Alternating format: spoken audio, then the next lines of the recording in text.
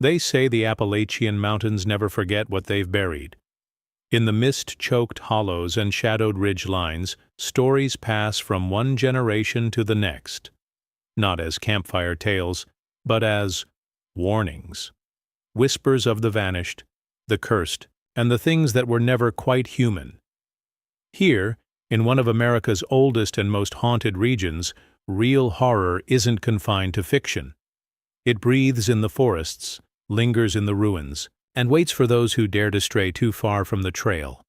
Tonight on Verified Fears, we're descending deep into the forgotten places of the Appalachian spine to bring you 14 shocking real-life horror tales from the Appalachians. These are stories drawn from first-hand testimonies, missing person reports, and the folklore etched into the mountains themselves. Some you may have heard in hushed tones. Others, no one dares to speak aloud. All of them are rooted in truth, or something close enough to it. If you're drawn to the kind of horror that leaves questions unanswered, where the line between myth and memory blurs, then this is your kind of darkness. Subscribe to Verified Fears and turn on notifications, because the next story could be hiding in your own backyard. And now, let's begin. But remember, in these hills, not everything that's lost wants to be found. They always said black. Hollow was colder than the rest of the mountain, even in summer, even when the creeks ran low and the wildflowers bloomed along the ridgelines. But in the dead of winter, that hollow turned cruel. The frost came early, settled deep, and lingered, long after the snow had melted everywhere else. Locals said it was cursed, that something ancient lived in those woods, something that didn't like to be disturbed. The Carr family didn't believe in curses, not when they moved into the old homestead in the winter of 1932. It had stood empty for over a decade, nestled between two steep slopes of pine and bare rock. The father, Jeremiah Carr, was a logger by trade, a hard man who believed in work and whiskey, not folklore. His wife, Mary, was quiet but kind, and their 3 children, Caleb 10, Ruthie 8, and baby Samuel, followed their parents like shadows. They'd fallen on hard times and gotten the place for next to nothing. That alone should have been a warning. The first sign that something was wrong came just days after they arrived. Ruthie began waking up in the middle of the night, teeth chattering, crying that there were cold people standing at the window. Jeremiah chalked it up to nightmares and the adjustment to the freezing temperatures. But soon Caleb said he saw them too, pale figures standing just inside the tree line at dusk, unmoving. Too thin to be men, too still to be animals. He said they didn't breathe, just watched, always watching. Then came the knocking. It started on the 6th night. Slow, deliberate knocks at the walls of the cabin, not the front door, but the walls themselves. Always 3 knocks, sometimes low to the ground, sometimes up near the rafters. Jeremiah searched the woods by lantern light more than once, yelling into the darkness, shotgun in hand. He never found tracks, but once he did find Ruthie's rag doll sitting in the middle of the yard, frozen solid, its eyes gouged out. Mary wanted to leave. She begged him. Said she heard whispers at night, not voices, just breath, as if someone was standing over her while she slept. But Jeremiah refused. He wouldn't let fear chase him off land he'd finally managed to call his own. On the 14th night, the snow fell hard. By morning, the cabin was sealed in, drifts nearly to the roof. When the mailman arrived 3 days later, the Carr home was silent. The chimney, cold. No smoke, no footprints, no movement. Just silence. And that terrible, unnatural cold. When the sheriff and his men arrived, they found the cabin empty. No bodies, no signs of struggle. Baby Samuel's cradle sat untouched, blanket folded neatly inside. The table was set for breakfast, plates covered in a thin layer of frost. A fire had clearly been burning just hours before. The coals still held a trace of warmth. But the family was gone, all of them. Outside the cabin, the snow was undisturbed, except for a trail of small barefoot prints, children's footprints, leading from the front door into the woods. They went for about 30 yards and then just stopped. No returning tracks, no drag marks, just an ending, as if the children had been plucked from the ground mid-step. Oddest of all, the footprints were burned into the snow. Not just indented, but scorched, like heat had radiated from the soles. The sheriff sealed off the area and told the press it was a disappearance under investigation. But in private, he told his brother he would never go back to that hollow. He said the air felt wrong there. Too still. Too cold. Years passed. The land was left to rot. The trees grew up around the cabin again. Hunters who strayed too close reported hearing a baby crying in the woods, always just out of reach. Some said they saw children, pale, barefoot, wearing old-fashioned clothes, darting between trees. One hiker swore he came across a small boy standing beside the ruins of the cabin. The boy looked up at him, smiled, and said, "You're warm." Then he vanished. In 1987, a group of amateur paranormal investigators spent the night in the hollow. Only one came back. She was found wandering the woods barefoot, lips blue, skin frostbitten, even though it was nearly 60 degrees that day. When asked what happened, she whispered, "They're so cold. They were never alive. Not really." The Carr family was never found. No bodies, no evidence, just a growing legend about Black Hollow, where the cold never leaves, and neither do the ones it takes. So if you ever find yourself on a trail in those mountains, and the air suddenly drops, not a breeze, not a chill, but a dead, deep cold that creeps into your bones, don't stop. Don't look into the trees. And, whatever you do, don't follow the sound of children laughing. They're not lost. They're waiting. They called him Brother Elijah. Nobody knew where he came from. Just that one summer evening in 1901, he walked into the dying coal town of Withers Gap, Tennessee, carrying a Bible bound in leather black as coal and a suitcase nobody ever saw him open. The town had been in a long decline. The mine shut down after a cave-in the year before. Men out of work, families scraping by, the kind of place where hope had grown thin and hard like the soil itself. He arrived barefoot, dust clinging to his feet like ash, and within a week, people were calling him a gift from God. Brother Elijah spoke like fire. His voice could crack the silence like thunder. He didn't build a church. He didn't need to. He preached from the old town square, day and night, rain or shine. Said the devil had crept into the mountains, hiding in the hearts of men. Claimed he'd come to burn it out. Folks were drawn to him, hypnotized by that voice, that stare. He knew things about people, things they never said aloud. One woman swore he knew the name of her stillborn child, though she'd buried the memory deep. Another said he called out her husband's sins before the man even confessed them. Some claimed he never blinked. Then came the deaths. At first, it was a child, a 6-year-old girl found drowned in a well. Her mother swore she'd seen her daughter walking barefoot toward the woods the night before. Eyes wide, mouth moving like she was reciting something. The townsfolk grieved, held a service.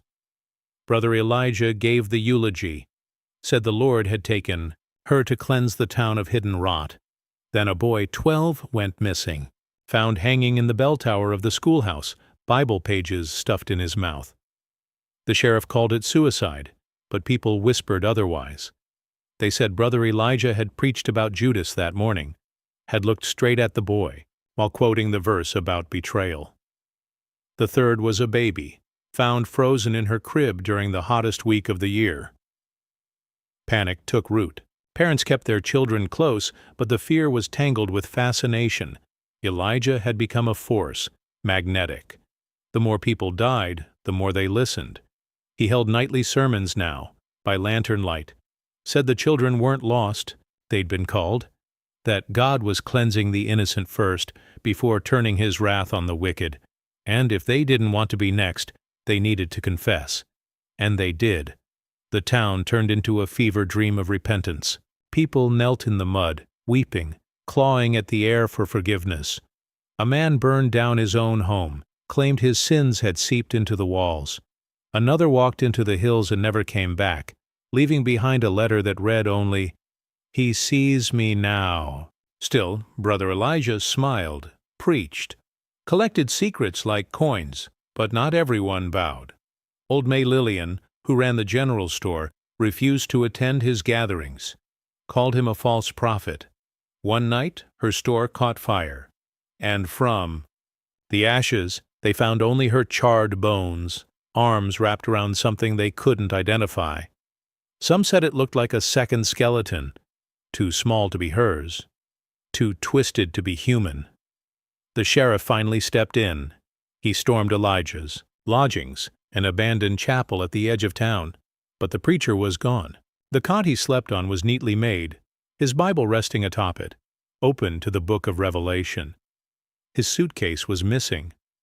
On the walls were scrawled dozens of names, every person in town, some crossed out, others still untouched. At the bottom, in red ink or blood, was written, "Judgment begins at home." That night, a storm rolled in hard. Lightning cracked the sky like bones. The townsfolk stayed indoors, windows boarded, doors bolted.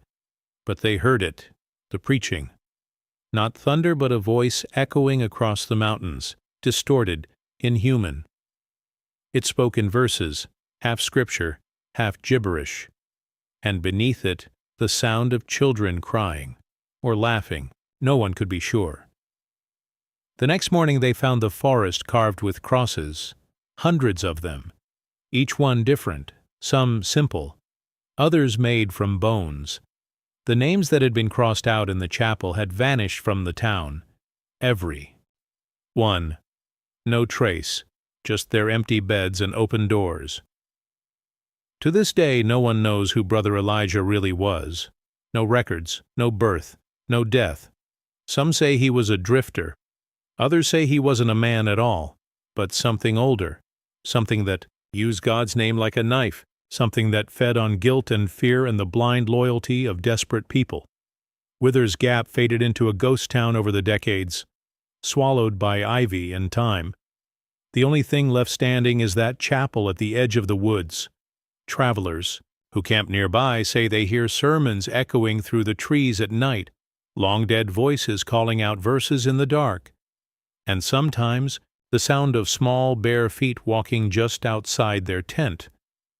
So ask yourself, if a stranger showed up in your town and knew the sins you thought were buried, would you confess, or would you wait to be chosen? Some games you don't play. Some games play you. They say the devil doesn't knock. He just waits. And in the hills outside of Bartow, West Virginia, folks used to say he waited under the old Dry Creek Bridge, a crooked, rusting iron span that hadn't been safe to drive on since the 1950s. Most people avoided it. Those who didn't usually wished they had. The story was well known in Pocahontas County circles, whispered around fire pits and back porches. It always started the same. Someone takes the shortcut through Dry Creek after dark, alone, tired, maybe just trying to shave 10 minutes off a long drive. They reach the bridge. Then something happens. The engine dies. The radio fills with static. And then they hear it. Slow, deliberate footsteps on metal, walking toward the car. In 1979, it was Sheriff Arthur Pike who finally documented the pattern. He was a war vet, hard-nosed, not one for ghost stories. But the disappearances were stacking up. Between 1958 and 1978, 6 separate individuals had vanished near Dry Creek, all alone, all at night, all heading across that bridge. No wrecks, no bodies, just abandoned vehicles and radios that played nothing but low, crackling whispers. When they were found, Sheriff Pike didn't believe in demons, but he did believe in patterns, and he noticed something else. Each of the missing had been carrying something heavy. Guilt, a drunk driver who'd killed a child and never confessed, a preacher run out of another town for abusing his congregation, a nurse rumored to have Let an old man die just to settle a grudge, the kind of sins people thought stayed buried. But something under that bridge, he figured, was digging them back up. Still, he didn't share those thoughts out loud, not until the night his own daughter, Lorraine, went missing. Lorraine Pike was 26, a schoolteacher, sweet as spring water. But behind her smile, she carried a secret, one she never spoke aloud, not even to her father. 2 months before her disappearance, her fiancé had drowned in Cheat Lake. The official story was accidental, rough current, drinking involved, but Lorraine had been the last person to see him alive, and her sister swore she heard Lorraine say in a moment of anger, "Sometimes I wish he'd just disappear." On October 3, 1979, Lorraine left a friend's house around 10:45 p.m., driving the back road home, through Dry Creek. She never arrived. Her car was found the next morning, right on the bridge. Headlights still on. Engine cold. Driver's door wide open. The radio emitted nothing but static, and one of her shoes sat neatly placed on the hood. Like it had been offered. Sheriff Pike lost something inside himself that day, quit the force a year later, grew a beard, moved into the woods near the bridge. He started building something there, not a home, not quite a shrine, more like a wall of memory. He nailed photos of the missing to trees, carved their names into wood planks, and lined the creek with crosses made from driftwood and twine. Locals called him the Mourner. He stayed there for 15 years. Never spoke much. But once, a passing hiker claimed he heard Pike say something under his breath while staring at the bridge. "It don't take the innocent, just the ones who think they can hide." The bridge was finally condemned in 1995 after a teenage couple claimed to see a man made of shadows crawling across the steel beams toward them. Their story matched earlier ones from the 60s, the same description: long limbs, backward bent, joints, glowing red eyes like coals, and always the sound of chains dragging on metal. After that, the state closed it off. Welded metal plates over both entrances. But the locals knew better. They said the bridge wasn't the problem. It was the space beneath. The hollow where the water ran dark and slow and cold, even in summer. In 2014, a podcaster from Charleston named Daniel Reams tried to investigate the legend. He spent 3 nights camping near Dry Creek, recording everything. His final audio file was uploaded automatically to the cloud. It's still out there if you know where to look. On the tape, you hear the crickets go quiet around 2:13 a.m. Then the hum of water. Then a voice. Low, rusted, gravel thick, whispering, "Confess, or be claimed." Then silence. Daniel was never found. Only his recorder, balanced on the bridge rail, still warm to the touch. Today, Dry Creek is almost forgotten. The bridge is overgrown, the road barely visible. But once in a while a car will stop at the edge of the old path. Sometimes they're thrill seekers, sometimes they're people running from something, and sometimes they leave their car, walk out onto the bridge, and never come back. Locals say it still waits there, whatever wit is, the thing that smells guilt the way a hound smells blood, not a ghost, not a man, just the devil's toll-keeper, collecting those who thought their sins were too small to matter. So if you're ever out near Bartow after dark, and your GPS tells you to take the shortcut down Dry Creek Road, don't. No matter how late you are, no matter how tired, because the devil doesn't need to chase you, he just waits, and the bridge never forgets who crossed it. They say the mountain doesn't just remember, it punishes. In McDowell County, West Virginia, deep in a narrow, forgotten hollow called Dead Man's Fork, there's a twisted black tree growing out of solid rock. Nothing grows near it. No moss, no birds, no sound. Locals call it the witch tree. And most folks know better than to go near it, especially after sundown. But back in the spring of 1951, a mining family named the Blevins ignored those warnings. Tom Blevins was a Second-generation coal man, mean from the inside out. After a drunken brawl got him run off from Gary, he moved his wife, Esther, and their 2 sons, Reuben, 14, and Willard, 10, into an abandoned shack just past Dead Man's Fork. It wasn't a house fit for dogs, but it was cheap, and the company wasn't asking questions. The only warning came from an old miner named Ellis Grubb, who told them, plain as day, "That land's not right. Something was buried there that don't want to stay buried." Tom laughed. He didn't believe in curses, witches, or ghosts, just in hard work and hard fists. But Esther knew better. She was born in the mountains, raised by her grandmother, who'd whispered the old stories. She didn't like the way the woods went quiet after dark, or how the wind never touched that single dead tree. The first sign came 3 nights in. Willard started sleepwalking. Esther found him barefoot outside the cabin, staring up at the tree, whispering in a voice that wasn't his. When she brought him back in, he screamed like a butchered hog the moment they crossed the threshold.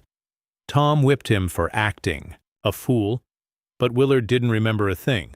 The second sign was the animals. The neighbors' dogs refused to come near the Blevins' place. Birds stopped flying over the ridge, and one morning Esther found 3 black snakes curled in a perfect circle on the porch, their heads cut clean off. No predator did that. Then came the dreams. Reuben started screaming in his sleep, crying about a woman with no eyes and a mouth, sewn shut with rusty wire. He said she stood over his bed and bled dirt from her hands. Tom didn't want to hear it, said he'd burn the tree down himself if it meant quiet. He never got the chance. On the night of April 12th, Tom disappeared, no signs of a struggle. His boots were found at the foot of the witch tree, laces undone, toes pointed toward the trunk, like he'd walked there willingly and vanished into the bark. Esther searched the woods for 2 days, screaming his name. On the 3rd night, Reuben came back from the woods shaking, his shirt soaked in sweat. He told his mother he saw his father kneeling at the base of the tree, naked and covered in what looked like sap. "He's not right, Ma," he said, crying. "He don't blink." Esther went to the sheriff, but they didn't send anyone. Said it was out of their jurisdiction, and besides, the Blevins were known trouble. So she went back alone, taking both boys and a kerosene lamp. She found Tom. He was standing behind the tree, still as a grave marker, eyes wide, skin cracked like bark. He didn't speak, didn't move, just smiled, and that smile was all wrong. Pulled, too tight, teeth like slivers. She begged him to come home. He opened his mouth and something thick and black slithered out. Roots, they said later, wormed down his chest and into the dirt. The moment the lamp shattered, Reuben swore the tree screamed. Esther ran with the boys. They never went back. That night, the shack caught fire. Locals saw the smoke, but nobody hiked out to help. By dawn, the house was ash, but the witch tree still stood, untouched, not even singed. Over the years, others tried to camp near the fork. Some were drawn by the legend, others just lost. A few came back different, quieter, distracted, twitchy. Others never came back at all. In 1973, a college student from Charleston hiked out with a tape recorder and a journal. His last entry read, "She's buried under the tree. Her name is stitched into the roots. She's awake now." His body was never recovered. Folklorists trace the tale back to the early 1800s, when the town of Selma Ridge, Quacknell, stood where Dead Man's Fork is now. They say a healer named A. Magda Vero lived there, part herbalist, part midwife, and accused of witchcraft after the death of a preacher's child. A mob hanged her from the tree that grew from a crack in the cliffside. They say it took her 3 days to die because she cursed the land with her last breath. Said no soul would rest near that place, that she'd come back in roots, in soil, in blood. They tried to cut the tree down once, back in 1911. The axe split on first swing. The man who swung it lost his mind a week later and bit out his own tongue. Today, the witch tree still stands, gray-black, gnarled like arthritic fingers. Some say it bleeds when the moon is full.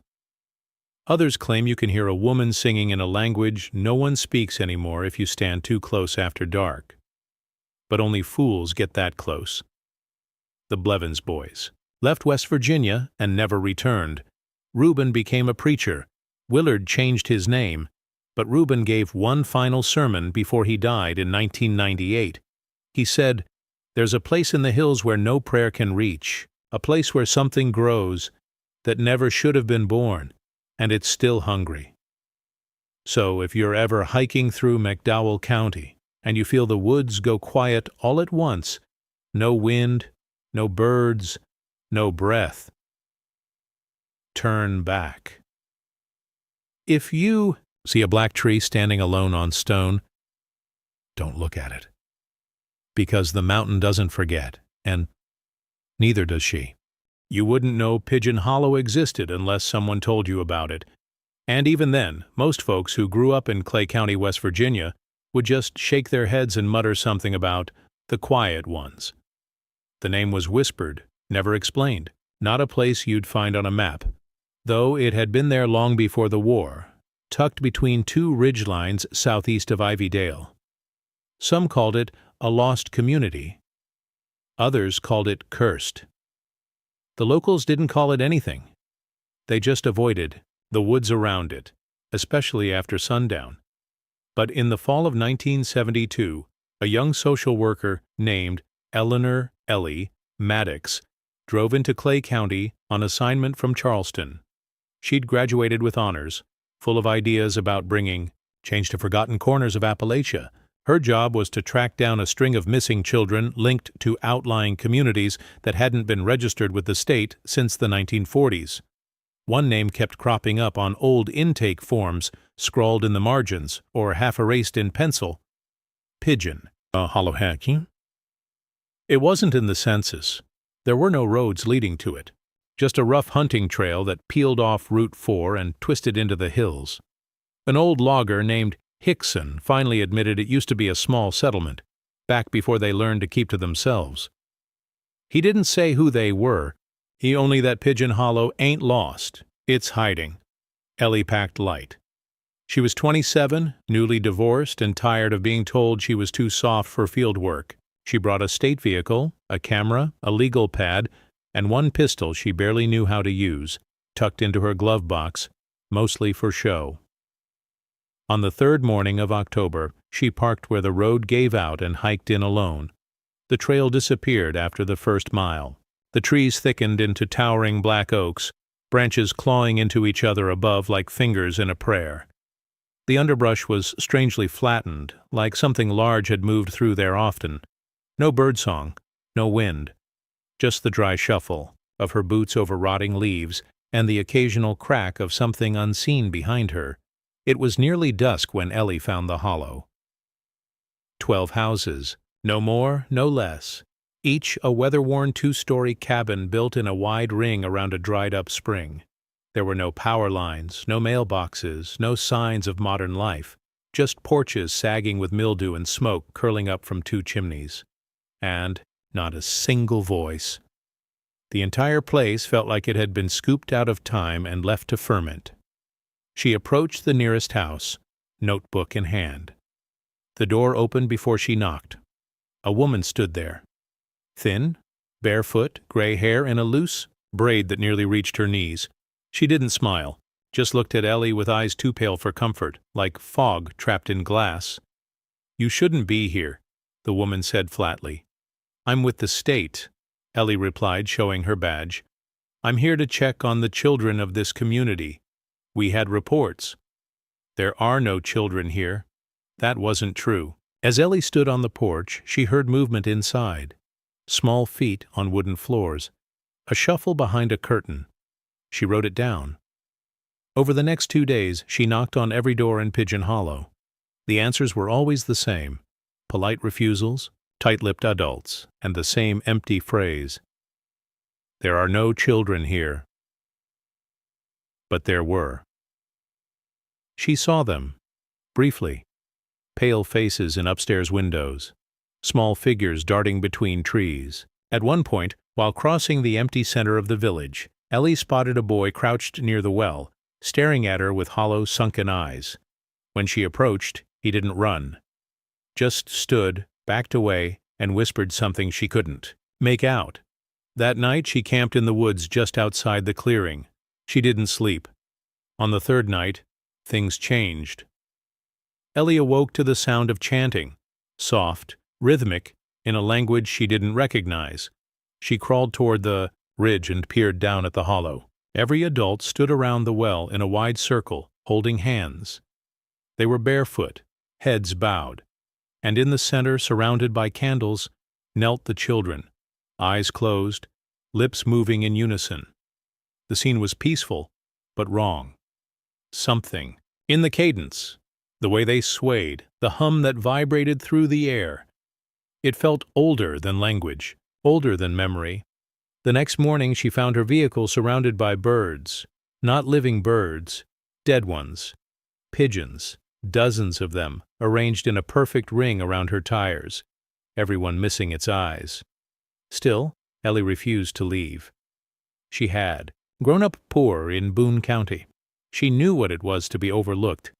She wasn't going to walk away just because a group of people wanted her to. That day, she returned to the house where she'd first been turned away. The old woman was waiting for her. This time she invited Ellie inside. The walls were covered in hand-carved symbols, strange spirals and branch-like lines etched deep into the wood, as if to keep something in, not out. "You want to know about the children," the woman said, voice as flat as ever. "Then listen close and don't write a word." Ellie nodded. "We were founded by silence," the woman said. "That's what the old ones called it. Silence that walks. It started during the famine of 1816, when the snow came and never left. Our people lived off pigeons that winter, killed so many the skies turned empty. The elders say we ate the wrong ones. There was something in them, something that saw." She paused. "We thought it passed, but the spring never came. The birds stayed gone. And then the children started changing." "Changing how?" Ellie asked. "They stopped speaking, not from fear, from instruction. Something whispered to them in the root cellars, in their dreams. They listened. We didn't. Over the next 100 years, Pigeon Hollow shrank. Families vanished. Bloodlines thinned. Those who left never spoke of it again. Those who stayed learned one rule: never raise your voice after dark. Because the silence hears it, and once it hears you, it follows. The children you've seen," the woman said, "aren't children anymore. They haven't aged in decades. The silence keeps them, feeds off what they know. And if you stay, it'll feed off you too." That night, Ellie tried to leave. Her vehicle wouldn't start. She hiked until her flashlight died, but the trail never came back. Trees moved. Paths curved inward. The woods refused to release her. She slept leaning against a stone, and woke with dried blood under her nose and scratches down her arms she didn't remember getting. She stopped recording notes. Her handwriting began to change. Slanted, cramped, she stopped saying her own name aloud. On the 10th night, she wrote one final sentence in her journal. "The children have no mouths anymore, just skin where lips should be." She was never seen again. The official report listed her as presumed dead. The file was closed without ceremony, but in 2007, a hiker from Ohio found her notebook wedged between stones near a dry well. It was intact, pages brittle but legible. The last page showed the same spiral carved into every wall of Pigeon Hollow. Beneath it, in ink darker than the rest, was a single line. "Silence is not the absence of sound. It's what waits behind it." No one has reached the hollow since, but sometimes after long rains in Clay County, hikers say you can hear something coming from the trees, a hum, like a child singing. And if you answer, if you speak its name or ask, "Who's there?" the woods will hush themselves, the way a room goes still before a scream. Because silence isn't empty. It's listening, and the quiet ones of Pigeon Hollow are still waiting. They still call it the Devil's Footprint up in Lick Fork, Kentucky, even though nobody much lives out there anymore. It's not a real town, just a scattering of derelict homesteads along the base of Pine Mountain, where the creek twists through coal-black hollers and hollows. In the 1930s, Lick Fork was one of dozens of poor, God-fearing mining communities barely scratching out a living after the Depression. No electricity, no cars, just a church, a schoolhouse, and the bone-deep belief that heaven and hell were watching every move you made, especially in Lick Fork. That's where Reverend Elam Colburn comes in, a tall, gaunt man from Alabama with eyes like frostbite and a voice that could bring grown men to their knees. He arrived in Lick Fork in 1936 with nothing but a Bible, a burlap satchel, and a promise to save their rotting Appalachian souls. The people welcomed him like he was the second coming. They needed hope. What they got was something else entirely. The first year he preached, people changed. Men stopped drinking, families gathered nightly to pray, and no one dared skip a Sunday sermon. Reverend Colburn preached fire and brimstone in the old pine beam church, calling down damnation on everyone from the mailman to the governor. He said the Lord had shown him Lick Fork was an unclean place, where sin ran in the blood and shame was inherited like a birthmark. People listened. They repented. But the more they repented, the more he demanded. Then came the burnings. It started small. A young woman named Mary Beth Hensley was caught sneaking off with a boy from the next hollow. Colburn declared her tainted, filled with the devil's whisperings.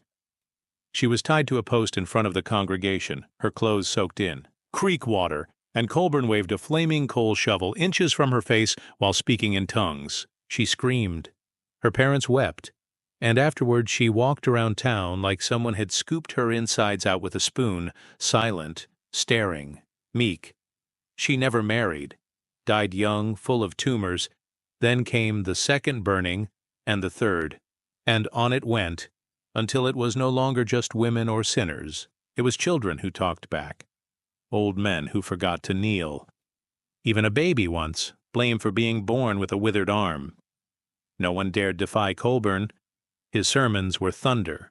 His eyes never blinked, and he claimed to see the devil in the flesh among them, wearing the faces of friends and kin. Still, the townsfolk stayed, because to leave was to reject salvation, and rejection meant hell.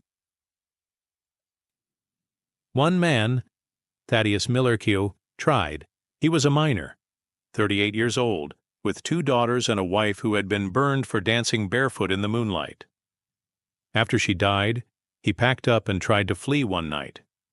They say he made it 10 miles before he was found in a ditch, babbling nonsense and missing all the skin from his feet, as if he'd walked through fire. He died that same night, his last words a garbled prayer to someone he wouldn't name. In 1942, something shifted. The river swelled after weeks of rain and unearthed a section of the mountain behind the church. Mudslides tore through 2 homes, and when the water receded, the children found it. A footprint, not carved, not pressed. Burned into the stone. 15 inches long, 3 inches deep, and surrounded by scorched earth that hadn't grown a blade of grass since. It looked like a man's foot, but wrong. Too long in the heel, toes shaped like claws. It stank of sulfur even when the wind blew. Reverend Colburn claimed it was a sign from the Lord, proof that the devil had tried to set foot in Lick Fork, and that his prayers had stopped him. The congregation believed him, but others, especially the elders, began to whisper. What if Colburn wasn't keeping the devil out? What if he'd let him in? That same year, the burning stopped, not because Colburn stopped preaching, but because people stopped speaking. Entire families would sit stone still during service, faces blank, hands folded. Some say they were drugged. Others believed something in the mountain had taken their tongues. Colburn just smiled, more certain than ever of his divine favor. Then in 1943, the church caught fire. No storm, no lightning, No lantern overturned, just a roar in the middle of a Sunday sermon and flames so hot the bell melted where it hung. 17 people died, including 6 children. Their bodies were found in the exact shape of the congregation's seating arrangement, burned upright in the pews. The sheriff from Harlan County investigated and said the fire had no earthly cause. Colburn was never found. His satchel remained, resting on the pulpit, untouched by the flames. Inside was a book, not a Bible, older, leather bound with no title. Inside were names, dozens of them, all the children born in Lick Fork since 1920. Next to each name, a symbol, either a cross or a jagged glyph that looked like 3 slashes intersecting. Some names were crossed out entirely. Others had long, detailed notes beside them. The writing changed midway through, became more frantic, more circular, like someone writing the same idea again and again with different words. Every page ended the same way. The mountain is full. He must walk again. The town collapsed after that. Survivors left. The mines dried up. The government bought most of the land and let it rot. The footprint? Still there. Locals say it won't erode, that moss won't grow near it, and birds won't perch in trees above it. And sometimes, during drought, a low, thunderous hum echoes out of the stone, as if something beneath the mountain is breathing. In 1988, a group of college students from Morehead State hiked into the area to study Appalachian folk trauma. Only one came back. His name was Aaron Drake. He'd carved a cross into his chest and wouldn't stop muttering a phrase over and over. The devil doesn't chase, he waits. Aaron was committed and later died in the asylum in Lexington. In 2019, a geologist from Virginia Tech named Lydia Grant was flown in to investigate rumors that the rock face had grown warmer. She brought thermal imaging gear and satellite data.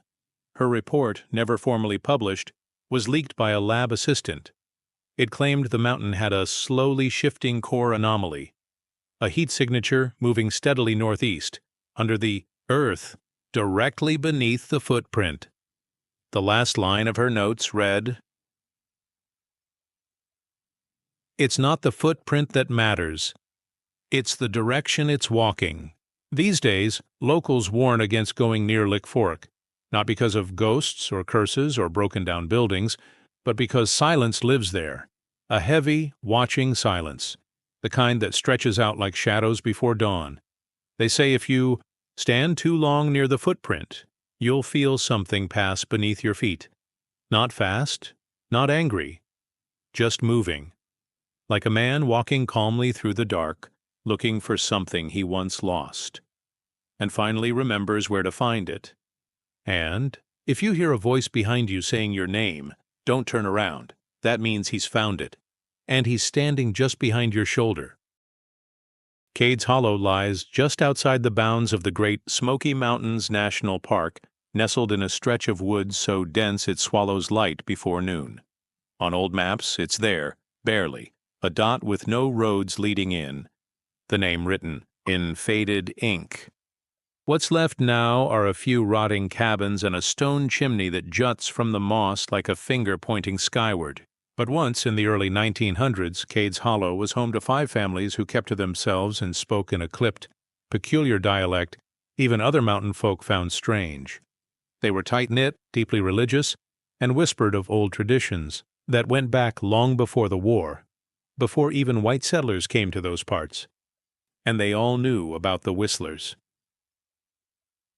My grandfather, Amos Sheffield, was born in Cades Hollow in 1924 and was one of the last children to leave before the town was abandoned in 1937. He never liked to talk about it.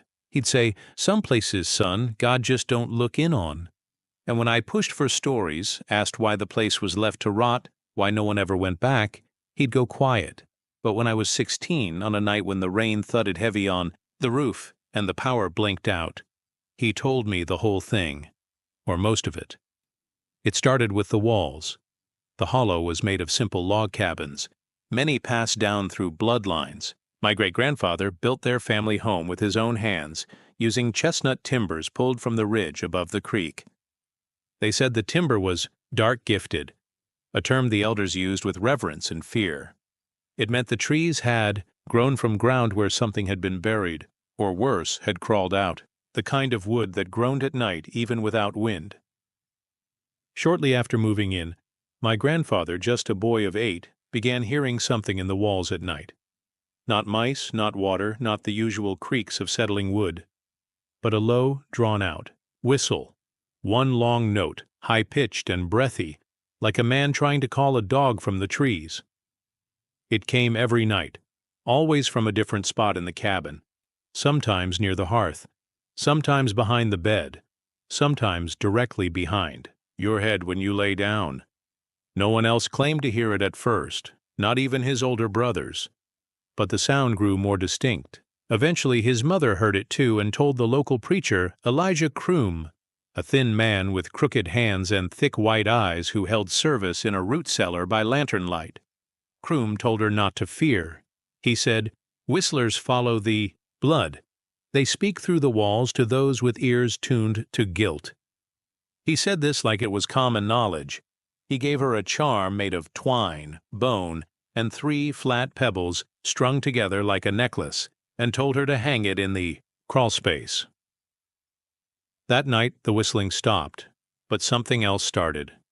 Each morning they'd find small handprints in the dust near the fireplace, too small to be any of the children's, and they'd hear scratching from under the floorboards, slow, methodical, almost like carving. One morning Amos lifted a loose plank to check. Carved beneath were 3 words, shallow and jagged. I remember you. He didn't tell anyone. He was afraid, not of the whistlers, but of what they might be remembering. Around that same time, strange things began happening throughout Cades Hollow. Livestock vanished from locked pens. Chickens, found with their necks wrung backwards. A child named Elsie Prophet was found standing barefoot in the middle of the woods, eyes open, mouth full of mud. When asked what happened, she said, "He told me to follow the music." No one ever figured out who he was. By the spring of 35, nearly every family had reported hearing the whistle at some point. Some claimed to see movement through cracks in their walls, not vermin, faces. Thin, long, smiling faces pressed into the slats as if the wood itself was stretching to hold them in. Families started boarding up rooms, sleeping together in the church at night. But that didn't help. One boy, Jeremy Tate, vanished from under his parents' arms while they slept. Gone without a sound. The door never opened. No windows broken.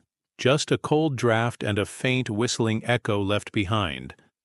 A decision was made to tear down the oldest house in the hollow, the home of the Getters family, whose patriarch, Silas Getter, had once claimed he could speak in the old tongue, and who'd been seen burying jars of dead birds near the creek. They said his home was the anchor of the sickness. A group of 6 men tore it apart with axes and torches. Beneath the floorboards they found a pit, shallow, filled with bones, some animal, some not. More disturbing was what lined the pit: hundreds of carved whistles made from bird bones, hollowed reeds, even human finger bones. The oldest man in town, Elias Prophet, collapsed on the spot. He began speaking in a rasping voice no one recognized. Not English, not Cherokee. Something older. His son said Elias hadn't spoken at all for 3 years before that moment. Before he died 2 days later, Elias scrawled a note in the dirt beside his bed using a spoon. The message read, "Whistlers wait until the blood is ripe." By winter, the town was emptying fast. Those who stayed began sealing their homes from the inside, nailing shut the windows, chaining the doors, burning their own walls. My grandfather's family was among the last to leave. He remembered his mother packing their things while sobbing, whispering, "They only sing when they know your name." She never explained what she meant. The last night in the hollow, Amos couldn't sleep. The whistling was louder than ever, coming from all sides of the house.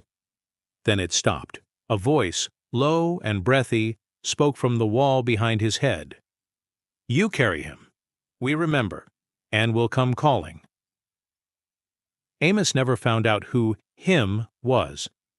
His mother died in childbirth a year later in Sevier County. His father was struck dumb for the rest of his life, never speaking another word. The rest of the hollow was reclaimed by forest. In 1974, a park ranger named Ed Myers went missing near the ruins of Cades Hollow. His radio was found still transmitting. On the tape, faint beneath the static, was a sound experts could never identify. A long, slow whistle, almost human, almost breath. The tape abruptly cuts off with what some claim is the sound of laughter. Childlike, wet, and wrong.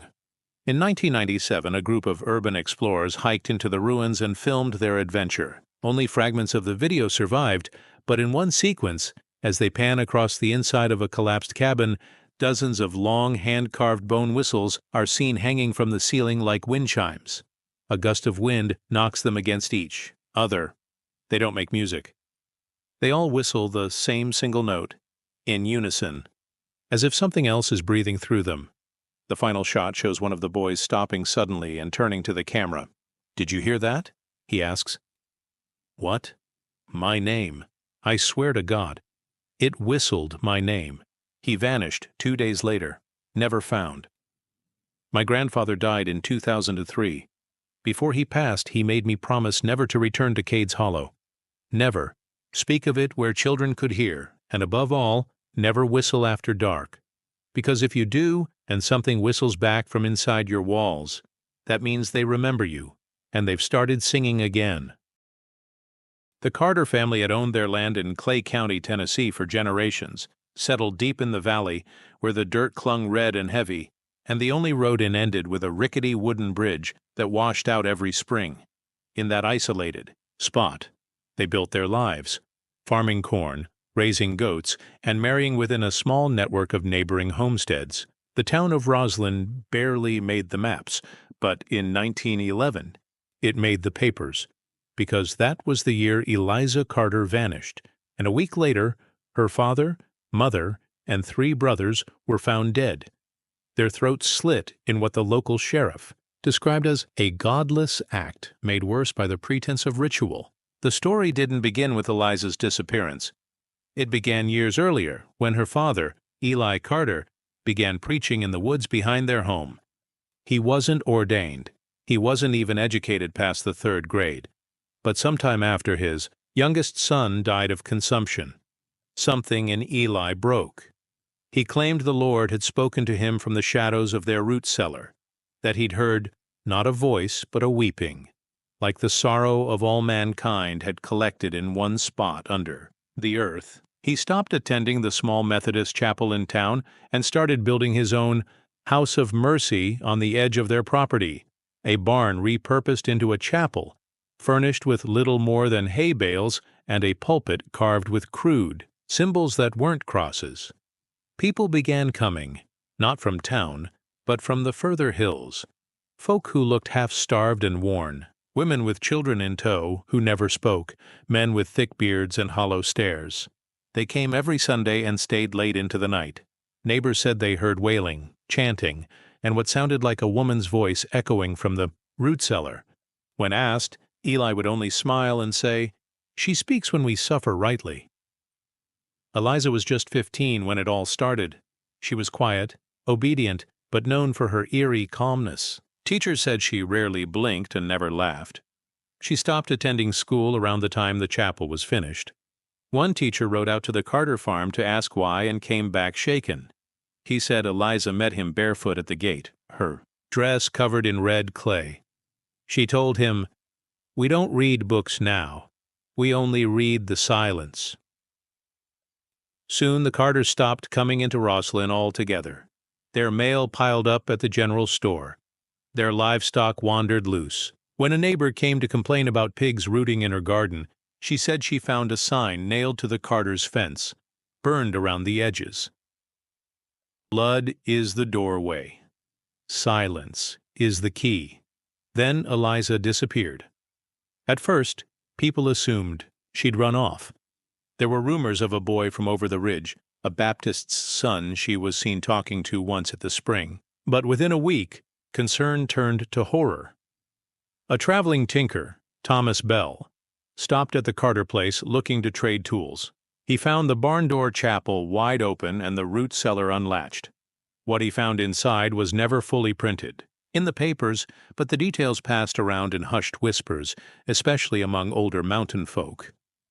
Inside the cellar, Thomas found Eli Carter and his wife lying side by side on the ground, their throats opened clean as butchered deer. The three Carter sons were arranged around them in a circle, mouths sewn shut with coarse thread, each with a single coal clasped in their right hand.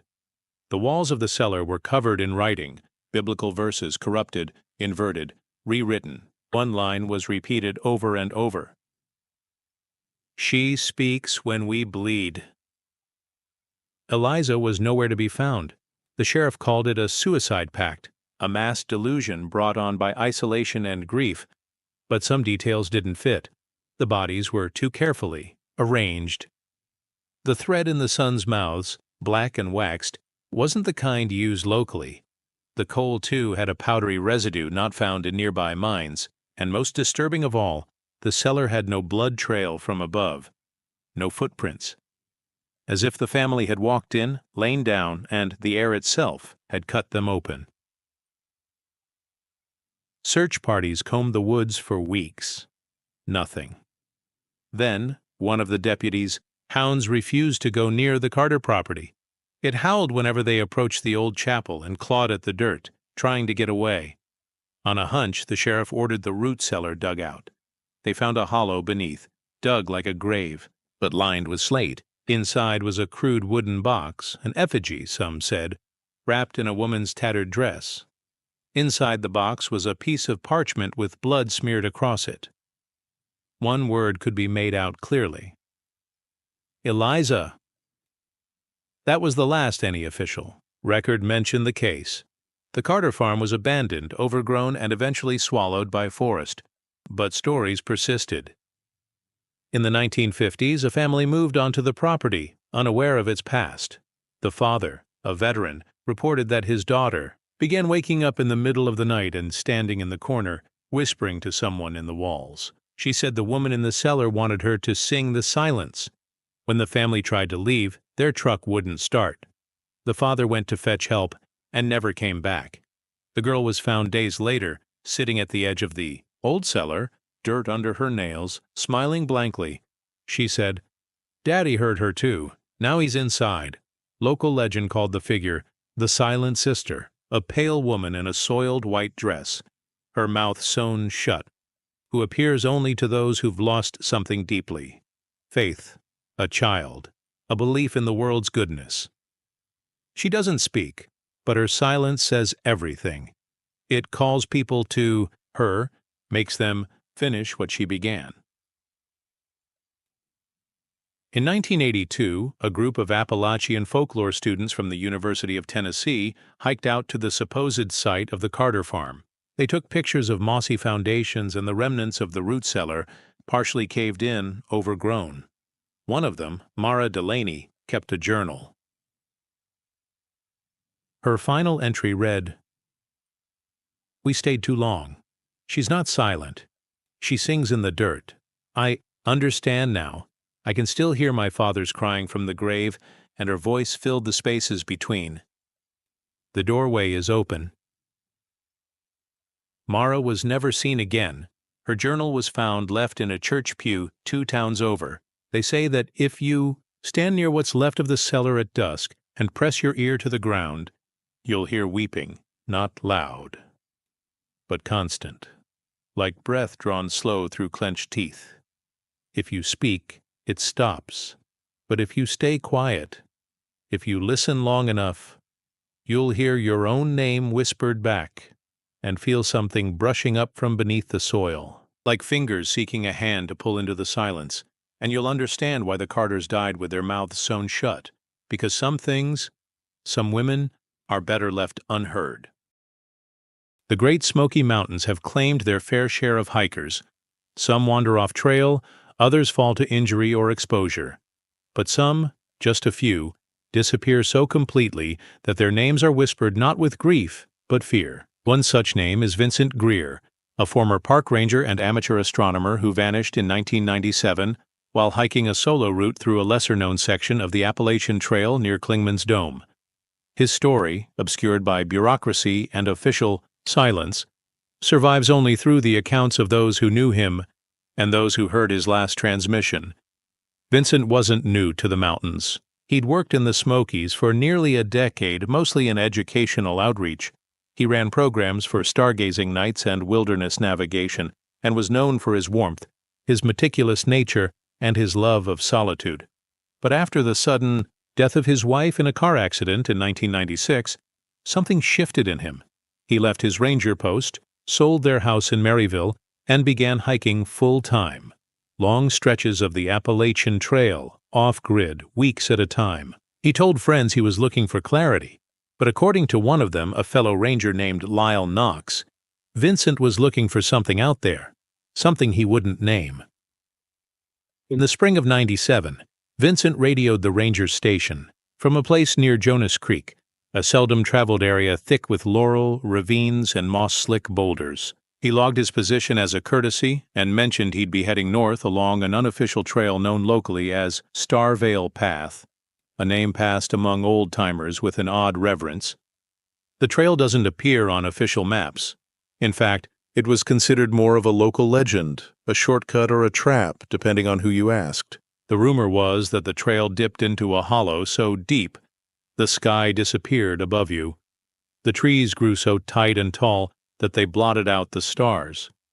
Vincent, an avid stargazer, should have been repelled by such a place. But the opposite seemed true. His final journal entry, mailed to Lyle in a package that arrived postmarked a day before he vanished, read, "I've found it. The place where they say the stars go missing. It's real, and I think it's older than the mountains themselves." 3 days later, the last known transmission from Vincent came in. His voice was calm, almost dreamy. "This is Ranger Greer. I'm in the hollow. I've lost visual contact with the sky. No compass reading, no GPS signal. Trees look wrong, bending inwards. Heard a sound like breathing coming from the ground itself. Not wind, not animal, it's steady, rhythmic, like lungs. I'll follow the sound, see where it leads." That was it. He was never heard from again.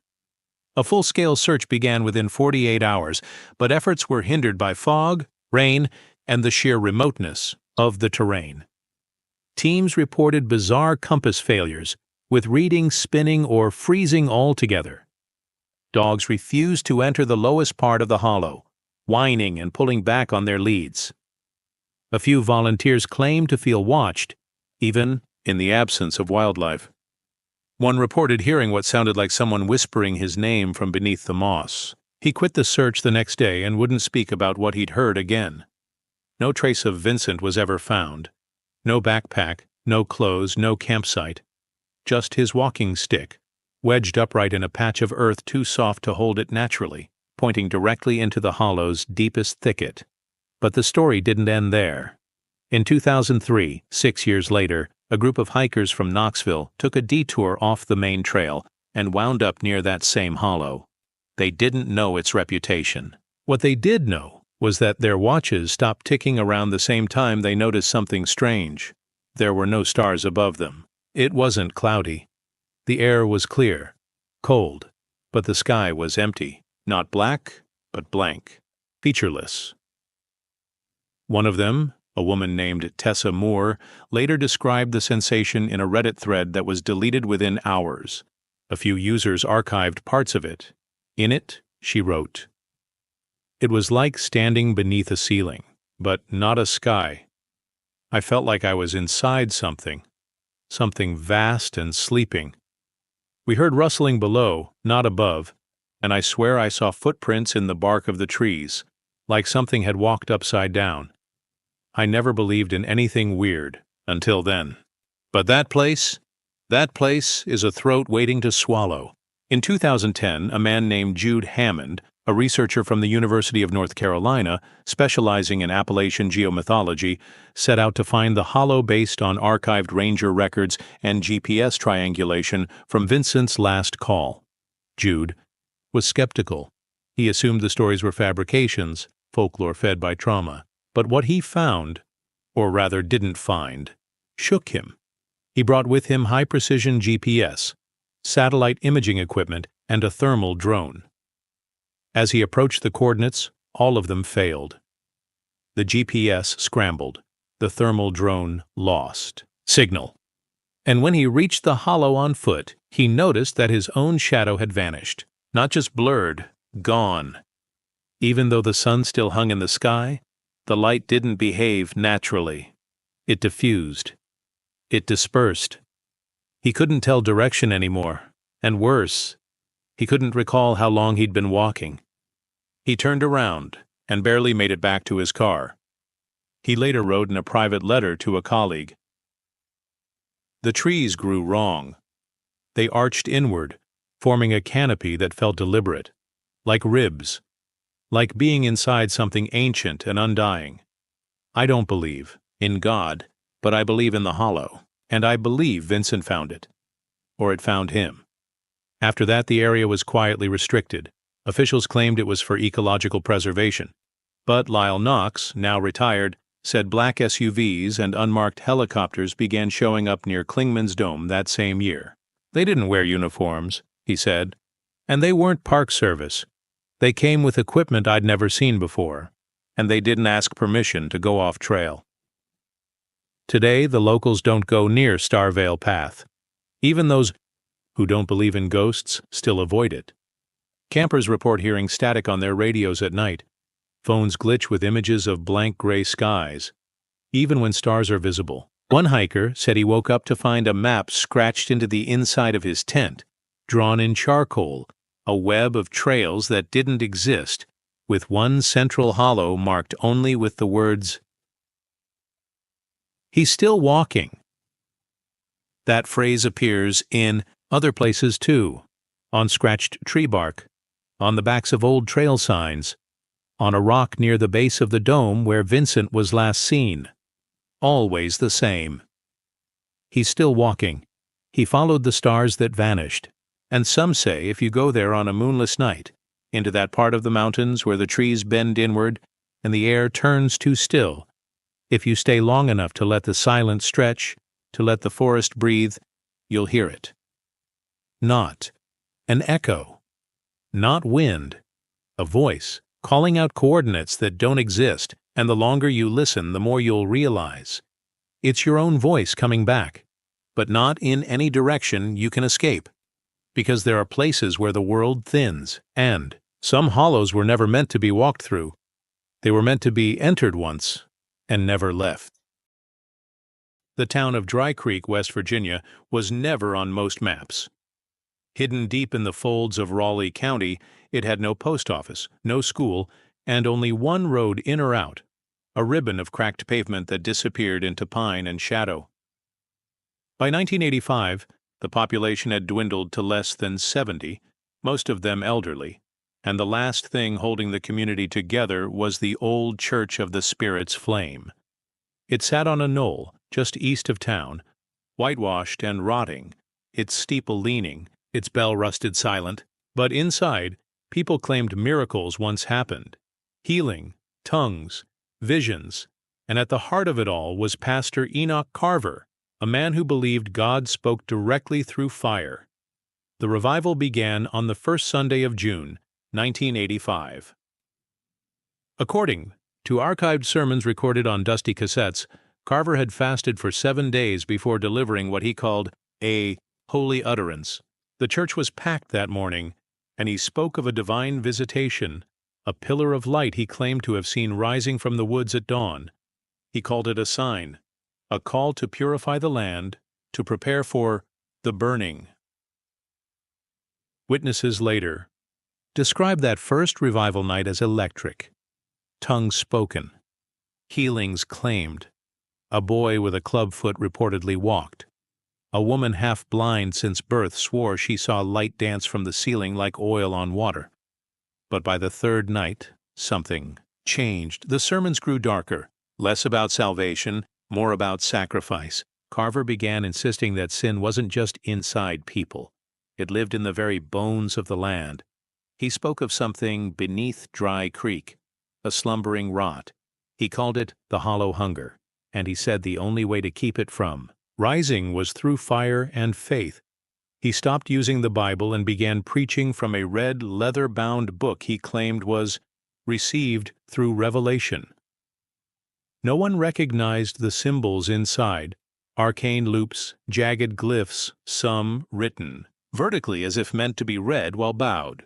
The congregation, caught in a fever of belief, followed him without question. It was around the 10th night when people from neighboring hollers noticed something was wrong. A mail carrier named Beatrice Lowe was the first outsider to raise alarm. She tried delivering a package to Dry Creek but was turned away by a man standing in the middle of the road, shirtless, arms scabbed with ash crosses, muttering scripture that didn't exist. He told her the town was under consecration and that the unclean would burn by sunrise. She drove straight to the county sheriff, but by the time anyone got there, the road was blocked by felled trees and barbed wire strung up between rusted poles. Dry Creek had sealed itself in. No one left. No one answered calls. No one fetched supplies.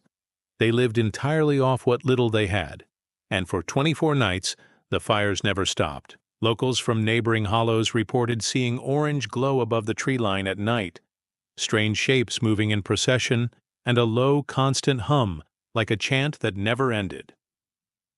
On the 25th night, everything went dark.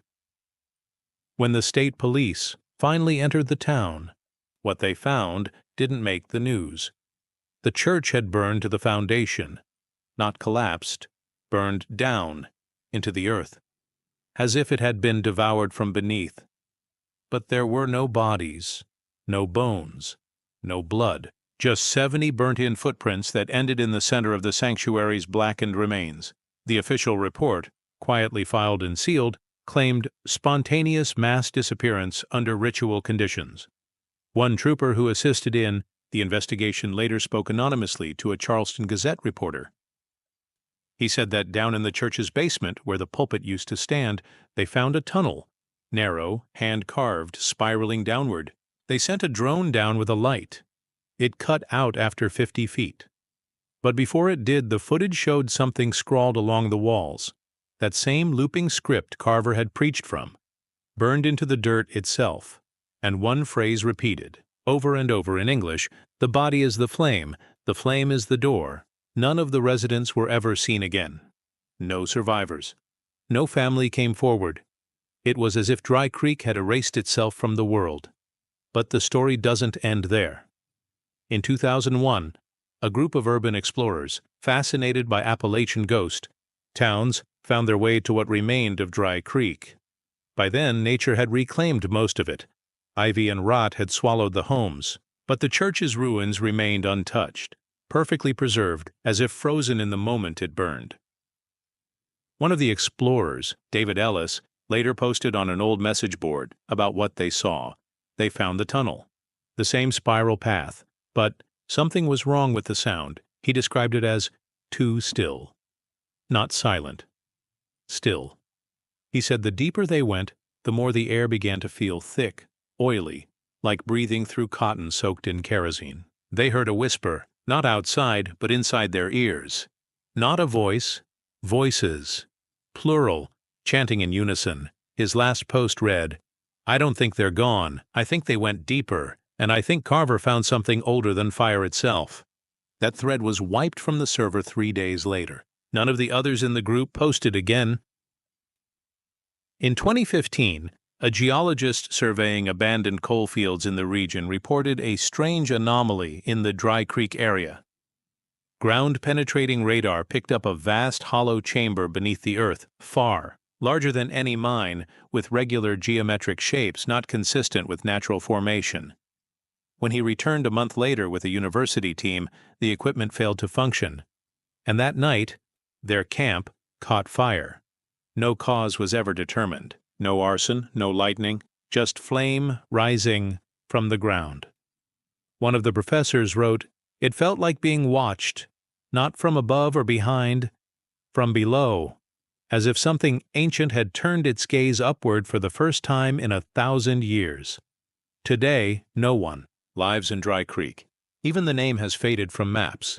Locals say animals avoid the area, that birds won't fly over it. Some swear they see figures moving in the trees at dusk, barefoot, ash-covered, eyes glowing faint red. And on the last Sunday of June each year, anniversary of the final revival, those who live nearby say they still hear the chanting. Faint, low, rising from the earth like heat. One last thing. In 2020, a hiker posted a photo on a wilderness forum. He was off-trail near Raleigh County, bushwhacking through old logging roads. He found a weathered stone cross and a rusted sign bolted to a tree, nearly consumed by bark. It read, "You are now entering consecrated ground. The flame watches. The body remains." That hiker's account has been inactive ever since. And if you listen to the archived tapes of Pastor Carver's final sermon, those warped cassettes passed hand to hand, you'll hear him say, in a voice that grows more guttural as it goes, "The fire we fear is not punishment. It is the key. When we burn, we become. And through the flame, we awaken what waits beneath." What's terrifying isn't that 70 people vanished. It's that they believed. And somewhere down in the hollow earth of West Virginia, they're still praying, still burning, still waiting for the world above to catch fire. My grandfather used to say the devil's backbone was cursed long before any white man ever laid a boot on it. The ridge cuts through eastern Tennessee like a jagged scar, steep and mean, with rock outcroppings so sharp they'll slice leather. It's a place hunters avoid, hikers whisper about, and locals pretend doesn't exist. And yet, for reasons I can't explain, that land has belonged to my family for 4 generations, passed from father to son like a secret, like a burden. The story of what happened up there, the one that really matters, started in 1994. I was 15 when my father moved us back to the old homestead after my mother died. It was his inheritance, he said. 160 acres of thick forest, rusted fences, and one crooked 2-story house that looked like it was holding its breath to keep from collapsing. He told me we'd fix it up, build a new life, but even then I knew something wasn't right. The air tasted like rust, and every night, long after the sun dipped behind the ridge, I heard something scream. Not a coyote, not a fox. Something deeper, like a man being torn open inch by inch. I didn't tell anyone. Not at first. The house had been empty since the 70s, ever since my great-uncle Josiah put a shotgun in his mouth after spending 3 days naked, in the woods. The coroner said exposure made him delusional, but my grandmother always said he saw something. Something tied to the tree. They never called it by name, just the tree.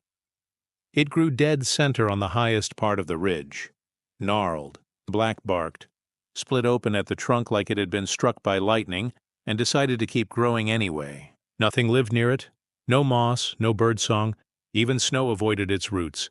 The first time I saw it, I was alone. My dad sent me to check the fence line, and I wandered too far. I didn't even know I was near the summit until the brush thinned, and I saw it, twisted like a fist against the sky. My stomach turned the moment I looked at it, like something inside me knew to be afraid. But I couldn't look away. Then it screamed. It started low, like the groan of splitting wood, but climbed, until it sounded human, pained, trapped. I ran and didn't stop until I hit the house. I didn't sleep for 2 nights. That was the beginning. Over the next 6 months, my father changed. He became distant, obsessive, spent hours walking the ridge, scribbling in a leather-bound journal he wouldn't let me touch. I'd hear him whispering under his breath, names I didn't recognize. Sometimes I'd catch him staring out the window at the hills for hours, eyes glassy, lips moving without sound. One night, I woke to find him digging in the front yard, shirtless, bleeding, his hands raw. He told me the roots were spreading, that he could hear the rot whispering. I begged him to stop, but he slapped me hard enough to knock me down. That was the first time he looked at me, and didn't seem to know who I was. He stopped eating, stopped sleeping, and one night he didn't come home. The sheriff found him 3 days later, up near the tree, kneeling in front of it, eyes open, lips curled in a smile. His body was stiff, his skin gray, cause of death unknown. The doctor said it looked like cardiac arrest, but his heart had no signs of damage, no trauma. It was like he just stopped. I moved in with my aunt after that. I never went back. Couldn't. But that's not the end. In 2010, I inherited the property. I considered selling it, but something, curiosity, maybe guilt, made me go back, just once, to see it, to understand what had pulled my father apart. I hiked up the ridge alone. The forest was still, unnaturally quiet, but the moment I crested the summit, I knew I'd made a mistake. The tree was still there, bigger than I remembered, its trunk wider, split deeper. At the base, I found bones. Animal, maybe human, hard to tell, and something else, 7 small, wooden idols arranged in a semicircle, each carved with a screaming face, mouths open, eyes gouged out. That night, I started dreaming. I saw my father, naked and shivering, kneeling at the tree, whispering the names I'd heard him mutter all those years ago. I saw Josiah, too, his face pale and bloated, staring out from within the split trunk as if the wood had grown around him. I saw fire, roots writhing like snakes, and always the screaming. I researched everything I could, found records dating back to the 1800s, mentions of a hanging tree, where suspected witches were executed by traveling judges from the lowlands. 4 women, 1 man, burned alive when the rope snapped and someone claimed to see red light pouring from their mouths. The townsfolk panicked and torched the hill. That's how the ridge got its name. The Devil's Backbone. The tree that grew afterward sprouted from the center of that burn. My grandfather's journal confirmed it. He wrote of dreams, of whispers, of being called. Every man in our family since 1901 had been drawn to that place. Every one of them lost to madness, suicide, or disappearance. I stopped sleeping. I saw shadows in the corners of my room, even in daylight. Heard screams through the floorboards. On the last night before I left for good, I woke to the sound of someone crying outside. A woman's voice, soft and distant. I looked out the window and saw her, a pale figure in a dress from another century, walking toward the ridge. I followed her. The forest swallowed all sound. Her footprints left no mark, but I felt myself being pulled, not just in body, in blood. When I reached the summit, she stood at the base of the tree, her back to me. Then she turned, and I saw her face. Empty, hollow, skin stretched tight over bone. She opened her mouth and screamed, and the sound was my father's voice. I ran. I didn't stop until I reached the road. I left the next morning and never returned. I put the land in trust. Inaccessible. I warned the county not to develop it. They ignored me. In 2022, a survey crew went missing while mapping the area. 3. A man, 1 woman. They radioed in at 3:12 p.m., reporting strange carvings near a tree on the summit. After that, nothing. No distress call, no signs of struggle, just silence. When the search team arrived, all they found were 4 sets of boot prints leading to the tree, and none leading away.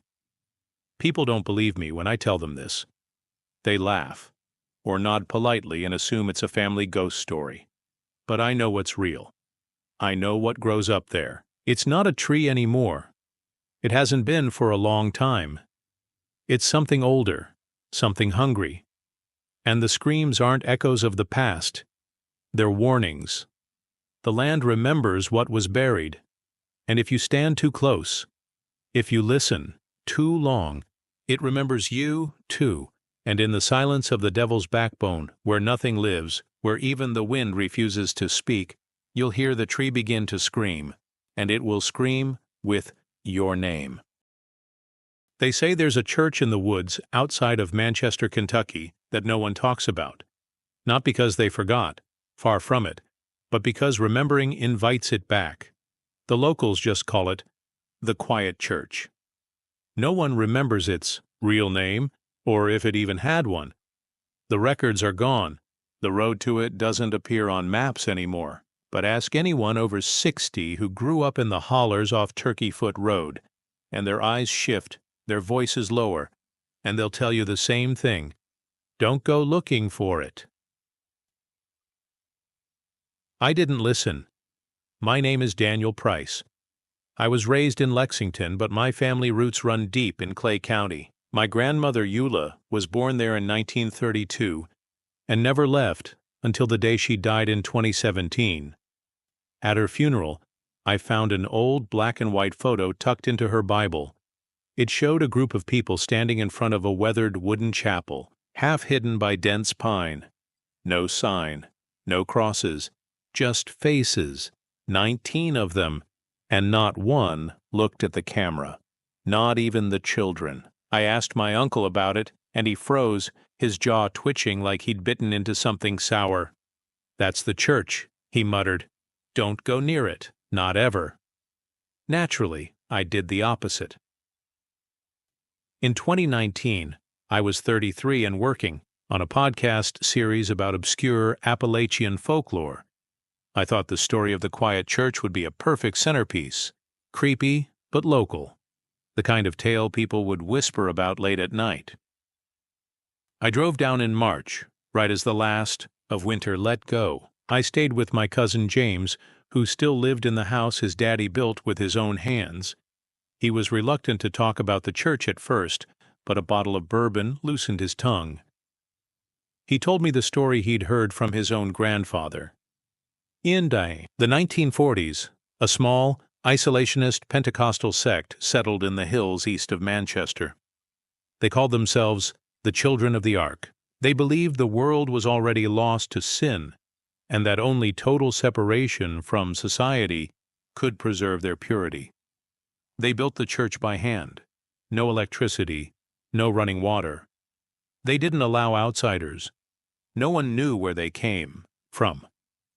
Some said Ohio. Others whispered about Pennsylvania or even Canada. But the land they chose had a long, violent history. Cherokee burial grounds, old Civil War skirmishes, moonshiner graves, the kind of land that remembers. James told me that over a span of 20 years, more than 24 people went missing within 5 miles of that church.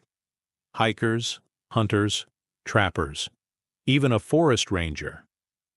Each time, the trail went cold near the same spot, an old deer path that veered off into the thicker woods east of Jack's Fork. The official explanation was always the same: misadventure, but folks knew better. I pressed James for more, but he cut me off. That church don't want to be found, and if it lets you find it, it's because you're supposed to. Still, I was determined. I hiked in on March 18th, using an old topo map and my phone's GPS. The forest was dense, quiet. I passed rusted fencing, crumbled stone markers, and trees marked with symbols I didn't recognize. Circles with thorns, slashes over handprints, tiny wooden crosses with no arms. Birds avoided the place. Even the wind seemed cautious. After 3 hours, I found it. It was smaller than I expected. Just a single building, leaning slightly, roof bowed like an old man in prayer. The wood was gray with age, the windows boarded from the inside. A crude bell tower jutted from the roof. The rope snapped, the bell long gone. I approached slowly, recording everything. The air was heavy, like walking through molasses. I could hear my own heartbeat in my ears. The door creaked open with one push. Inside it smelled of old wood, ash and damp rot. The pews were intact, but warped. The altar bore no cross, only a flat stone slab with dark stains that looked too deliberate, to be random. And behind the pulpit, painted in faded red, was a symbol, a tree with roots that curled inward like claws. It was the same as the marks on the trees outside. I set up my equipment and started recording narration, describing everything I saw. That's when I heard it, whispering. At first I thought it was wind, but it was too rhythmic, too structured. Dozens of voices, all layered, speaking in a language I didn't recognize. I spun around, but the room was empty. The pews sat still, the dust didn't move, and yet the whispers continued, growing louder. I backed toward the door. That's when I noticed the floorboards under the altar had shifted slightly. Curious and stupid, I pulled at them until one cracked loose. Beneath it was a crawl space. I dropped my flashlight into the hole, and what it illuminated has haunted every dream I've had since. Bones, hundreds of them, stacked in careful piles, some animal, some clearly human. Small ones, children's, jawbones with missing teeth, skulls with holes in the crown, clean and precise. And in the center, laid out on a blackened cloth, was a book. I reached for it, but the moment my fingers touched the leather, the whispering stopped. Everything went dead, silent. Then the bell rang. I swear to you I didn't imagine it. The rope was gone, and yet the sound was clear, one deep, metallic toll, and with it came the footsteps, slow, measured, on the roof at first, then the rafters, then down the walls. I shoved the board back in place and ran. Outside, the forest had changed. The sky was darker. The trees leaned inward like they were listening. I ran until my lungs gave out, stumbled onto the old trail, and didn't stop until I saw the road. I left everything: camera, gear, audio files. I didn't care. That night, I didn't sleep. Not because I wasn't tired, but because I couldn't stop hearing the voices. They whispered from the corners of my room, from inside the walls. My cousin James drove me to a motel, too spooked, to let me stay in his house. Before he left, he looked at me and said, "You brought it back. You shouldn't have gone." 3 weeks later, James went missing. Disappeared from his own front porch.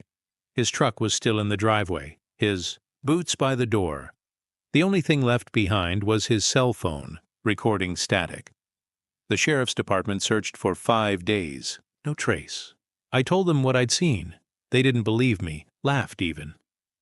But I saw the way one of the deputies gripped his crucifix when I mentioned the church. He knew. I left Kentucky and never returned. I buried the story, deleted my podcast episodes, abandoned my social media. But the voices never left. They speak only when I'm alone, just beneath the noise of the world. A constant reminder, a tether. And last week, I received a package with no return address. Inside was my old recorder, the one I left in the church. It was turned off, batteries dead, but the audio was still intact. I pressed play and heard myself whispering, over and over, in a voice that wasn't quite mine. We are the quiet. We are the root. We are the blood that speaks through wood. I don't know what they want. I don't know why I was allowed to leave, but I know this. Somewhere in the woods of Clay County there is a church that doesn't forget, and it is waiting for someone else to listen. And when it does, the forest will fall silent again, because nothing screams louder than a place that has forgotten how to pray. There's a part of the Appalachian Trail most locals won't hike anymore, just west of Iron Mountain Gap, where North Carolina bleeds into Tennessee. Old-timers call it Still Hollow. It doesn't appear on any official trail maps now, but you can find it in pre-1980s USGS maps if you know what to look for. According to legend, the hollow isn't haunted in the traditional sense. It's forgotten by time. A seam torn open in the folds of the world where things go in but don't always come back. Or worse, they return, different. I first heard about Still Hollow from a retired search and rescue officer named Cliff Yarber, who worked out of Irwin, Tennessee, for nearly 25 years. I'd reached out while researching Appalachian Trail disappearances for a project that never saw the light of day. Partly because what I found shook me, and partly because I didn't think anyone would believe me. Cliff agreed to meet me in person at a diner off Highway 19. He was a mountain of a man, weathered and quiet, with that haunted look common among men who've seen too much but lived to carry it. He brought a single file folder with him, yellowed from years of storage. Inside were 3 reports, all involving missing persons between 1978 and 1994. All vanished within a 2-mile radius of Still Hollow, all in late autumn, all during calm, clear weather, and none were ever found. "I'll tell you about one," he said, sipping black coffee. "The others, they don't sit right in my bones." The case was from October 1987. A hiker named Chelsea Boone, 27 years old, had come down from Roan Mountain to do a solo section hike southbound. She was an experienced backpacker from Asheville, last seen 3 days into her hike by a pair of birders who said she looked healthy and cheerful. She was expected to make it to Iron Mountain Shelter but never signed the register. 3 days later, her pack was found sitting upright beside a trail fork near Still Hollow. Inside were her maps, food, and a journal. No sign of struggle. Her tent was packed, her boots were laced, but Chelsea was gone. The journal had only one strange entry dated the day before her disappearance. "Something's wrong with this place. The air feels still, too still, like the forest is holding its breath. I thought I saw someone following me yesterday, but when I turned around, there was nothing. Just trees. Always the trees. I tried to mark my path, but the markers disappear when I look away, like the woods rearrange themselves when I'm not watching. If I make it out, I'm burning this section from my maps." Cliff paused. "That's not what made me remember it all these years, though," he said. "It was what happened 9 days later. A thru-hiker named John Elliott stumbled into the ranger station, barefoot, dehydrated, barely coherent.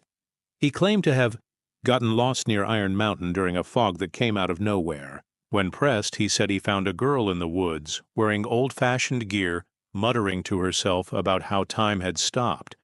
Said she asked what year it was. When he told her, she ran screaming into the woods, repeating, 'It's too late! It's too late!' Searchers combed the area for days. No trace of her, no proof. Just Elliott's story and a small embroidered patch found in the mud near where he claimed they met. The patch matched a photo Cliff had from Chelsea Boone's family. Her backpack strap had been sewn with it, a blue and red Appalachian Trail logo, hand-stitched. Cliff never filed the detail officially. "No one would have believed it," he muttered. "Hell, I barely believe it." I became obsessed after that. I tried to find others who'd reported anything strange in the same area. It took time, but I found 3. The first was a man named Toby Flanders, a geology student who'd gone hiking in the early 90s and claimed to have spent 3 days in the hollow, only to emerge 11 hours after he entered.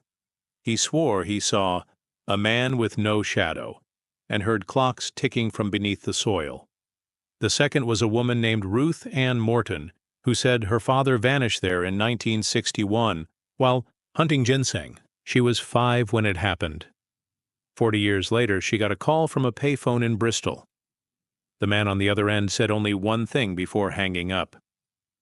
"The trees don't sleep anymore." The number was never traced. The last account was mine. In the fall of 2021, I finally went to Still Hollow. It was late October. Dry leaves crunched underfoot, and the light had that strange golden thickness that only comes just before dusk in the mountains. I took the same fork where Chelsea's pack had been found. The air grew dense. The wind stopped. Not a bird, not a squirrel, nothing moved. Then I heard the ticking, faint at first, like a pocket watch buried deep in the earth. I pressed on. The forest began to curve subtly, unnaturally. Trees leaning in, ways they shouldn't. Shadows fell, in places with no source. I looked down and saw boot prints in the loam, fresh, leading off the path. I followed them, heart hammering. They ended at the base of a massive oak tree split by lightning. In the hollow of the trunk was something pale, fabric. I reached in and pulled out a torn piece of map, marked with red ink. My own handwriting, the same notes I'd made that morning. But I hadn't dropped it. I hadn't even taken it out. Turned to leave and saw her. A woman standing at the edge of the trees, barefoot in old trail clothes, hair tangled with leaves. She looked straight through me, lips moving without sound. Then she vanished. Not walked away, vanished. Like air swallowing smoke. I ran. I don't remember how I got back to the car. I blacked out for part of it. When I checked my phone, it was still the same day. But my beard had grown. My nails were longer. My voicemail had 6 missed calls from numbers I didn't recognize, and 1 voicemail that played only static, and a single voice whispering, "Still, I haven't been back. I haven't talked about it until now." But this year in July, I received a letter postmarked from Unicoi. No return address. Inside was a photograph. Black and white, faded. It showed the same woman I saw in the woods, smiling, holding a hiking pole. The back read, Chelsea, 1987. I don't know if she's still out there, or if she ever left. Maybe Still Hollow isn't a place you find. Maybe it finds you when the time is right. When you're alone. When you're just curious enough to step off the path. Just remember, if the woods go quiet and the air grows still, and the wind doesn't blow, turn around. Because in Still Hollow, time doesn't pass. It waits. In the far reaches of Logan County, West Virginia, where the roads run like veins through coal-black hills and rusted trailer skeletons pepper forgotten hollows, there's a story passed between those who've lived long enough to know what to avoid, not whispered around campfires or shared on message boards. No, this one lingers only in family warnings, and the oldest sheriff logs now gathering dust in courthouse basements. It's about a place most pretend doesn't exist anymore. A church, deep in the woods, long since left off maps. A church that was buried, burned, and exorcised, but never truly gone. Locals called it the Final Light Tabernacle, a revivalist church that sprang up in the 1930s during the Pentecostal boom that swept Appalachia like wildfire. It started as a tent revival on land that once belonged to a Union deserter hanged for witchcraft, a land the Cherokee called Datsuhi, meaning no dawn. In 1933, a preacher named Elijah Rowan brought his followers there. The congregation wasn't from Logan County. Some said they came from Alabama, others from deeper parts of Tennessee. They were private, tight-knit, and deeply committed to the idea that the world was ending. Not metaphorically, but literally, soon. And only those baptized in the black blood of the Lamb would be spared. The church was built with scavenged lumber and painted entirely in pitch-black tar. There were no windows. Services were held after midnight. People said they heard screaming and laughter in equal measure drifting from the hollow on those moonless nights. The sheriff made half-hearted attempts to investigate, but whenever deputies approached, they were met with silence. One man, Deputy Earl Penley, went missing in 1935. His last known location was the dirt path leading to the tabernacle. All they ever found was his badge, nailed to the trunk of a tree, upside down. For a while, people left them alone. Until 1942. That winter, 3 children vanished from a family homestead less than a mile from the church grounds. 2 boys and their sister, ages 6, 8, and 10. Their parents swore they'd gone to sleep in their shared bed. The snow that night was heavy. No tracks, no broken windows, only their blankets folded neatly at the foot of the bed come morning, and, on the wall above their mattress, smeared in black ash, a perfect circle with 3 inverted crosses inside it, the same symbol etched above the altar in the tabernacle, according to a schoolteacher who'd once snuck in during the day. That teacher, Ruth Hager, was the only outsider to ever step inside and live to speak about it. Her journal, now in the hands of her great-granddaughter, tells a story of robed figures who spoke in guttural, unintelligible tongues and a preacher who didn't blink, ever. She claimed the congregation didn't worship God in the traditional sense, but the one who sees in the dark. She said the altar wasn't stone or wood, but bone, human, stacked vertebrae polished smooth. In March of 1943, the town finally acted. A group of 12 men, fathers, brothers, and coal miners, marched into the hollow with kerosene and hunting rifles. They waited until after a Sunday service. As the congregation gathered in song, the men barred the door and set fire to the building, or so they tried. The flames wouldn't catch. Witnesses said the fire hissed, roared, and then died, like it had been smothered from the inside. The church remained untouched. Not a scorch mark on the blackened wood. That same night, 2 of the 12 were found dead near the river. Both had drowned, despite there being no signs of water in their lungs. Their faces were frozen in wide-mouthed screams. 3 weeks later, the entire congregation disappeared. No warning. No belongings left behind. No bodies ever found. The church sat silent, doors wide open. Bibles left mid-sermon. Candles melted to the floor. In time, trees and vines reclaimed the trail. Snow would flatten the old campgrounds. Nature tried to forget. But some things don't stay buried. In 1971, 2 teenagers from Chapmanville went missing while camping near the old logging road. One of them, Harlan Webb, was found a week later in a drainage culvert, covered in scratches, and nearly catatonic. He never spoke again. His brother Pete was never found. Harlan's backpack contained a single item that didn't belong to him. A hymnal bound in black leather, brittle with age. The first page was marked in what experts said was dried blood. The title, Psalms of the Hollow Eye.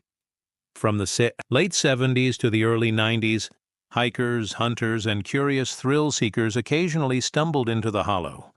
Most never found anything. A few reported strange happenings: compasses spinning, cold spots in the middle of summer, muffled whispers when no one was around. But then came the story of Alma Dykes. In 1994, Alma, a 42-year-old nurse, moved into her grandfather's old homestead near Blair Mountain. She was trying to escape a violent relationship and live quietly off-grid. One morning, while collecting firewood, she found something buried under the leaves in the forest, an old tar-black door. It led nowhere, just a wooden frame upright in the earth. Curious, she returned later that day and found the outline of a foundation. Over the next week, Alma uncovered what she believed was the forgotten tabernacle. She didn't tell anyone. She didn't report it. Instead, she started recording herself, journaling in cassette tapes. 22 tapes in total. On the first, she sounds calm, skeptical, amused even. By tape 8, her voice trembles. She claims the forest is changing, that shadows are moving independently, that she sees people standing at the tree line, watching her. By tape 15, she's reciting verses, strange ones, words not in English. Her voice deeper. The final tape is 3 hours of silence, except if you listen closely at the very end, you can hear breathing. Wet, rasping, not human. Alma Dykes vanished in November 1994. Her cabin was found empty, her truck still parked. On the kitchen table, a single black candle had burned all the way down, melted into the wood. Her dog, a blue heeler named Jessup, was found wandering 3 days later, blind and trembling. Law enforcement never investigated seriously. Locals already knew. They said the church had called her, that it always took one every few decades to wake the wood. I visited the hollow once, just once, 2018, late October. I was with a local historian named Lester Vaughn, who'd grown up hearing whispers of the church that wouldn't burn. He'd never gone down there himself, but agreed to accompany me out of curiosity, and I suspect guilt. His grandfather had been one of the 12 who tried to burn it in 1943.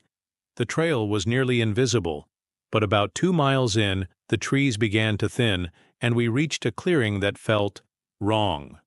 The silence wasn't peaceful. It was oppressive. Like sound, itself was being absorbed. And there it was. The church still standing. Black wood, no rot, no overgrowth. Just standing there, like it had waited for us. Lester stopped breathing. I turned to speak to him, but he just pointed. His face white, eyes wide. There were candles, lit inside. We didn't go in. We ran, all the way back to the truck. I tried to return the next day, but the trail was gone. not overgrown, gone. Like the forest had sewn it shut behind us. 3 months later, Lester hung himself in his shed. The note he left was one line. They never blinked. To this day, no one can explain why that church won't decay, won't burn, won't disappear. But I've heard rumors lately, people who say they saw robed figures in the woods near Dingues. A new revival. A movement. One man posted online that he attended a midnight watch in an undisclosed hollow. He said it was the most beautiful thing he'd ever seen. That the preacher had no eyes, that the church glowed from within. He deleted the post a day later. His profile went dark. No one's heard from him since. So if you're ever deep in the Appalachian woods and the forest goes too quiet, if the trees lean in and the air thickens like syrup, if you see a black spire rising between the trees with no windows and no sound coming from within, turn back, because the tabernacle never stopped calling. And it never needed fire to take what it wants. If this story gripped you and sent chills down your spine, there's more where that came from. Appalachia hides secrets darker than you can imagine, and we're just getting started. Subscribe to Verified Fears for more true, terrifying tales rooted in real-life horror and forgotten folklore. Turn on notifications so you never miss the next. Descent into the unknown. Your next nightmare is only one story away.